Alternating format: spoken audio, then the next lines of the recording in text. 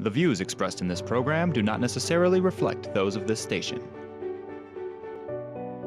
Welcome to Insights into Northeast Michigan, a WBKB News public affairs program.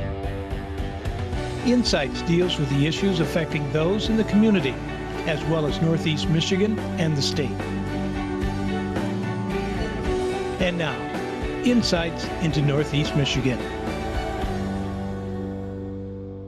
Welcome back to Insights. I'm your host, Alyssa McCann, and we're sitting down with veterans talking about the veterans in our community. So Joe, if you want to introduce yourself a little bit, talk about the war you were involved with. My name is Joe Moton, and I'm a Vietnam veteran. I served from 1970, November 17, 1970, until February 15, 1972. I was a communications specialist, cross-trained as a medic in the military. Did my gig over there. I was happy to serve my country.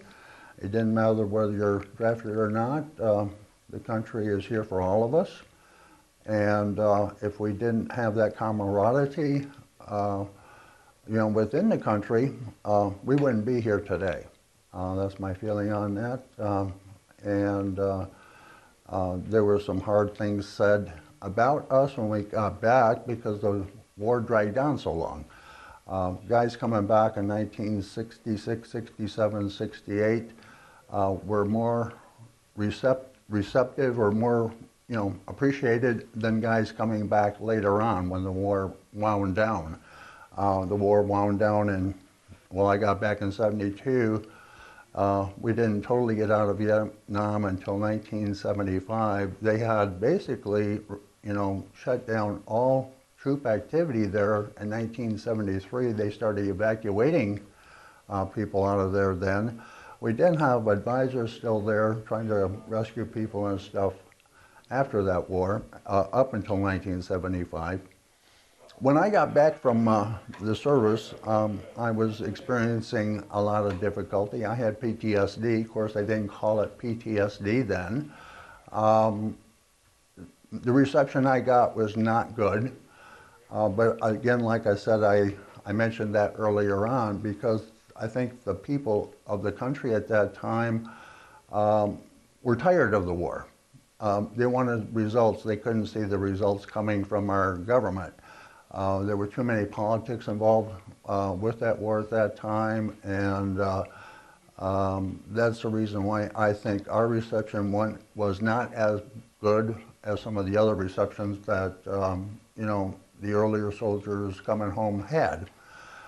As far as the help I got, it was great. I went through the VA healthcare system. They helped me immensely. I needed a lot of help, I really did.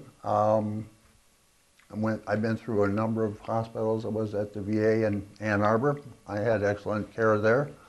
I was at the VA in Detroit, had excellent care there. I was at the VA hospital in Battle Creek. I had excellent care there.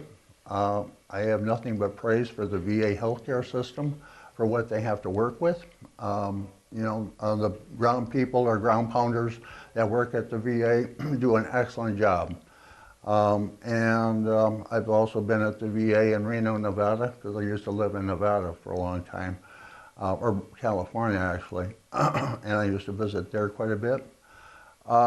I had good support from my family. I had good support from the community when I got back after I got out of the hospital. But when I say support, I didn't get support necessarily from community members, say neighbors. I got more of a community support from my comrades, veterans themselves, who we could relate to.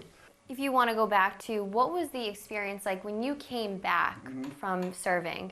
Yeah. How was that adjustment? Because you're seeing so much, and then you're coming home to something totally different. Yeah, you mentioned that. I'm sorry. Anyway, basically, when we got back home, I left Vietnam, and 48 hours later, I was back home, and I was basically discharged.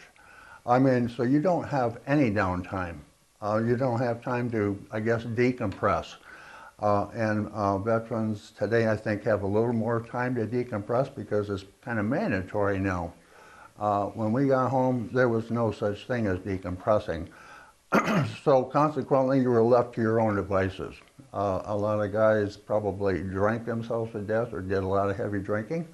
They may have, used heroin, cocaine, marijuana, a number of things to just kind of cloud it out. But like I said, when I got home, we didn't really have that kind of decompression. And so how did you come back from that? What was the first thing you did when you realized that you did need help, you were suffering from PTSD? I was arrested. I was drinking too much, got arrested, and I was spent some time in county jail, and I was very fortunate that the judge, saw my record. I just gotten back from overseas and stuff, and he made it mandatory that I go to a VA healthcare system, and I did. And if it wasn't for that judge and wasn't for drinking and everything, I probably would have been dead by now. So that helped me out quite a bit, and that's kind of like, that's my scenario. I don't know. Other guys have other things they went through. Everyone's story is a little bit different, of Yeah. course. And what was some of the treatment that you did receive? Was it counseling? What was it? Yeah, I was seeing a psychiatrist, seeing a psychologist. I was put on medications, and I'm on medications to this day for some of the issues I have. I keep myself in check with routine checkups from the VA psychiatrist and psychologist. And how important do you think it is for people who are coming out of these wars that we are having now, and even back then, how important do you think it is for them to go seek help immediately? When they recognize they need help, it's very important that they seek the help quickly. The quicker the better, before they either do some damage to themselves or to somebody else around them. And in many cases, the people that are around these soldiers, or men and women both, might bring help, or might bring some, what's the word I want to use, might bring some dangers or something to their family. So it's important to do that as soon as possible. Whether a family member recognizes it or whether a veteran recognizes it. But that would be my take on it. Yeah. That's great. And in being in the Alpena area, do you think it is relatively easy for veterans to come home and seek help here? Even at the Veterans Affairs, when they come here, is it relatively easy for them to get the help they need? I believe it's easy for them to get the help they need if they go about it the right way. If you're getting the help through the VA, you do have a lot of paperwork to fill out. You're going to have the proper paperwork brought with you, DD-214s, the whole gamut, before you can get into the healthcare system. If you're in a crisis mode, and I know they have crisis helplines for veterans right now, but if you're in a crisis mode, they do have trained professionals that are talking to these people, but sometimes that doesn't even help. You've got to bypass a lot of the red tape, get these people in immediately. And that is not happening. You could say one thing or you can do another thing, but it's really not happening. So, well, Joe, thank you so much for being here. Thank you very much for the invitation to be here and speak with you on that issue. Thanks a lot. And we'll be right back with more after this. Welcome back to Insights. I'm your host, Alyssa McCann, and we're sitting down with more veterans, getting to know them. Hi, Jeremiah. How are you today? Not bad, Alyssa. How are you? Good, thank you. So you want to talk about what war you were in and when you joined the war? Well, I joined the military right out of high school in 1998. After I graduated, I went to boot camp. From there, I went on to my AIT, my Advanced Individual Training, and then I was signed with my unit that I was attached to. And where did you go from there? From there, I came back to the state of Michigan. I was in the National Guard here in the 1439th Firefighter Detachment at the time. Now they've changed the name to Firefighter Team. And why did you ultimately decide to join the military? It was a family thing with me. My father and uncles served, my grandfather served, so that was something that I wanted to continue and be proud of the service just like the rest of my family. Did you see that their experiences inspired you quite a bit to serve for the country? I mean, it is the biggest honor. Yeah, my grandfather proudly served in World War II. My dad was after Vietnam, but before Desert Storm. And uncles were in the service during that time too. And it was a traditional thing that a lot of the men in my family have done, and I continue to do it. Do you recall what it felt like when you were first joining the service? Was it something that you said that your family had inspired you, but was it something that you were timid about, or were you ready to go? I was ready to go. In fact, I was expecting, the old drill sergeant, screaming in your face, throwing stuff at you. And a lot of that was there, but it was a little tamer than I expected, and from past experiences or just things like you see on TV. And would you want to talk about what your experience was like coming back to the States after you had served in Iraq? What was the process that you went through mentally, emotionally, and physically getting back to somewhat of a normal life?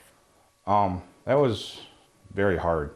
When we came back from Iraq in 2005, we flew in, touchdown, went to the base, and within 3 days they'd released us, said, here you go home. We sat through some briefings, a little bit of paperwork shuffling here and there, and then we were just released back to the world. That was, in my book, that was pretty hard because we weren't prepared at all to integrate back into the real world versus our military life. And when you came back, did you notice anything different about yourself? Were you feeling any PTSD, emotionally, physically? What were you feeling? Yeah, I've been diagnosed with PTSD, some TBI, and a multitude of other medical problems. How I felt about it, it was there, it still is, and it's something that I continue to live with, but I've gone through counseling. I try to integrate myself back into life so that I can continue to do and be myself. With that being said, what were some of the things that you had to go through to get to where you are today? I can assume that you've made a lot of improvement from when you first came back to now. So what was the things in the area maybe that have helped you get through some of these issues? Well, I'm unique about that because after I got out of active duty, I went back to school. I traveled for that. I've got an associate and a bachelor's degree, both in culinary arts, one from the Great Lakes Culinary Institute over in Traverse City, and the second out in Vermont, in Montpelier, Vermont, New England Culinary Institute. And from there, I traveled again because of my job is very nomadic as a chef. And I spent some time in New Orleans, spent more time in Memphis, Tennessee, and then just recently I moved back to Alpena the last summer, and this is where I was raised. I was born in the UP and raised here in Alpena. And how would you say that the treatments that you've received along the way have helped you? I mean, here in Alpena, I feel like in Michigan, there's a huge group of veterans that are constantly supporting one another. So how do you feel about the support in the community, with the Veterans Affairs, or even with the clinic across the hall? The support within the veteran community is great. We try to look out for each other. It's a brotherhood with our brothers and sisters, no matter what era. We're all family. In response to that, I feel that the VA is lacking in a lot of issues. Michigan, their VA system being on the lower half of the United States. This is the 5th VA system I've been involved in. And it's a struggle, it's tough because yes, at one side, or one thing that they got going for them is, they've got the knowledge, they've got the experience, they've got the people that can treat us, but on the flip side, those same people are doing 3-4 times more work than they should be doing, or what anybody else would normally be doing in the real world. What can they do to make it better for you guys? That's kind of a loaded question. There's a lot of things that can be made better, and I think that privatizing is not the way to go, but to fix what we have and go forward from there.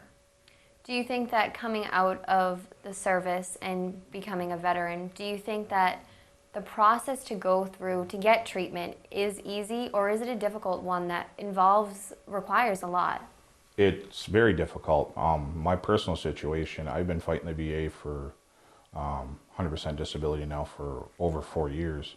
I've jumped through 3 different VA systems through that process, and now I'm here in Michigan still battling it. I'm one of the few people that have had to get lawyers involved to really work on our case, because it's hard. They want to, find reasons not to do stuff, but at the same time, they're there for us veterans specifically. And what do you think that the state or even the country can do? Our president right now, what can they do to help you guys? Can they hear from you? Do you think it's gotten better over the years or worse? I think there's been a lot of light shown on the issues. When President Obama was in office, we found that there was a lot of corruption, theft, and things going on that are not right. And that's, rampant or widespread across all the VAs. So there's no one specific problem there that I can list. But at the same time, the problems that we're experiencing are fixable problems. Case in point, veterans waiting for months or years to get the help that they need. And what is your best advice for those men and women who are fresh out of service? What's your biggest advice for them? Get connected with the VA, with veterans, with the VFW. If you've got medical problems, get your file going. So the sooner you get it rolling, the easier it'll be for you later on. Well, Jeremiah, thank you for being here. Really appreciate your time. Thank you for having me. Thank you. We'll be right back with more after this. Welcome back to Insights. I'm your host, Alyssa McCann, and we're sitting down with Dr. John McMaster and talking about the treatments veterans get here. Now, Dr. John McMaster, do you want to talk about what you deal with day to day here at the Veterans Clinic? Well, Alyssa, I wanted to tell you, thank you very much for your interest in our mission serving veterans here in Northeastern Michigan. I have the distinct honor of being the Associate Chief of Staff for Primary Care for the Saginaw System, which involves looking after the primary care provided in our 9 community-based outpatient clinics in the 35 counties in northern Michigan. We'll focus on what's going on here in Alpena. Of the 9 clinics that we have serving the communities of northern Michigan, this is actually one of the finest here in Alpena. We have 2 full medical teams, one led by Dr. Montante with over 20 years of experience in primary care. The second with PA Alexander Porshavinsky, a really wonderful person who's worked a number of years here in the Alpena area. In addition to that, we have a strong focus on mental health services here in Alpena. So we have psychiatric services, mental health services, and physical therapy. And what are some of the things that you see day to day with these veterans that come in? Well, we take care of the full range of medical problems that affect men and women in any medical clinic. We have about 2,000 patients enrolled here at the Alpena VA clinic. So they call and come for routine care, and we have same-day appointments available for more urgent needs, just like any other medical clinic. In addition to that, we have a psychiatrist available. We also have mental health services and counseling services available day by day here in the clinic. And for those veterans who need help with physical therapy, that's available on site as well. That's great. And what would you say the process is like for veterans to come to a facility like this? Is it a relatively easy one, or is it something that's difficult for them?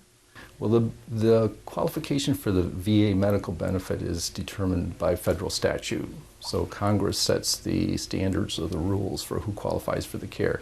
Of course, the most fundamental qualification is having served in the military. And then there's also some subsidiary qualifications in terms of income and so on. So for people who have questions about whether they qualify, they can come to our clinic here in Alpena anytime, Monday through Friday, and our office manager, Kelly Clearwood, can help them figure out whether they qualify for the benefit.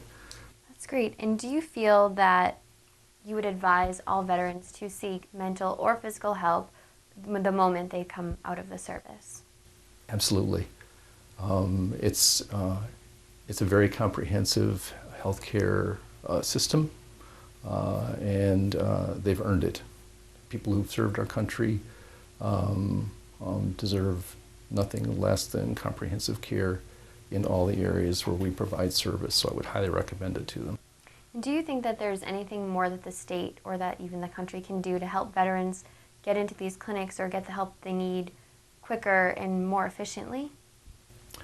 I think that we really need good veteran service officers, and one thing that I really appreciate about the people of Alpena County is that they were willing through a vote of the people to provide the tax-based resources to hire veteran service officers for this area.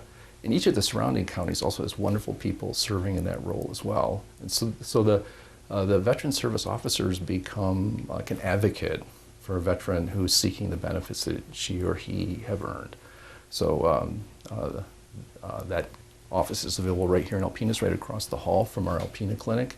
And I would encourage every veteran who has questions about a decision about their qualification for medical benefits or for compensation and pension, they should definitely work with their veteran service officer.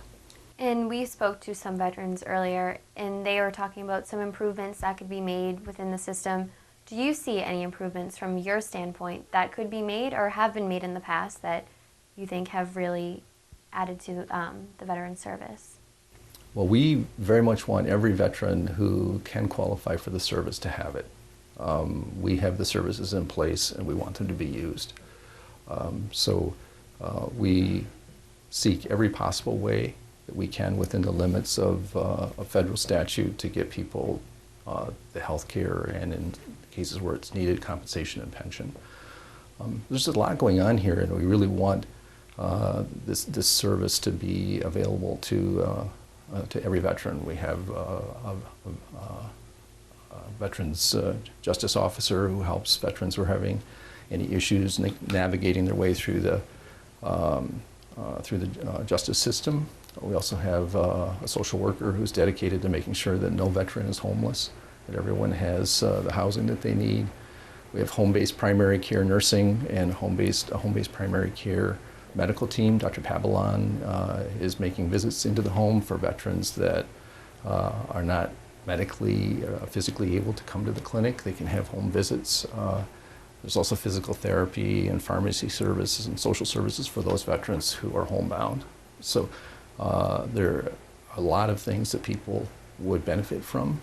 And we have about 2,000 veterans who are getting that service, and we have room for more. We'd love for them to join us. That's great. And with all of that being said, do you think that the community here in Alpena does a lot to support the veterans, whether it's fundraisers or whether it's the VFW Hall? Do you think that they do a lot to support the veterans here in our community? This Northeastern Michigan is a remarkable place. This is a home of patriots. Whether it's the local volunteers who make lap blankets, the people that support our wonderful Vietnam vets who make sure that no child goes without Christmas. This is a place that honors and really seeks to meet the needs of our veterans, our brothers and sisters, and this is a community that really does honor our American veterans. Was there anything in your life that inspired you to work with veterans and get them the help that they need? Sure. Well, actually, I'm from this community. I grew up on a farm, family farm west of Harrisville. I've spent my whole career doing family medicine here in Northeastern Michigan. I now have the distinct honor of serving in a leadership role in the VA system where I can help to do everything in my power to use my experience to improve primary care for the veterans living in the northern two-thirds of Michigan. I have family members that served in World War II and Korea and Vietnam. I'm honored to be able to serve in this capacity. Thank you, Dr. John McMaster, for being here today. Thank you, Alyssa, for coming. I really appreciate your interest in meeting the needs of our local veterans. Absolutely. Thank you so much. And join us next week for more insights. Insights into Northeast Michigan is produced by WBKB News. If you have any comments, suggestions, or topics you would like to see on a future show, please email WBKB News. This has been a production of Thunder Bay Broadcasting Corporation. All rights reserved.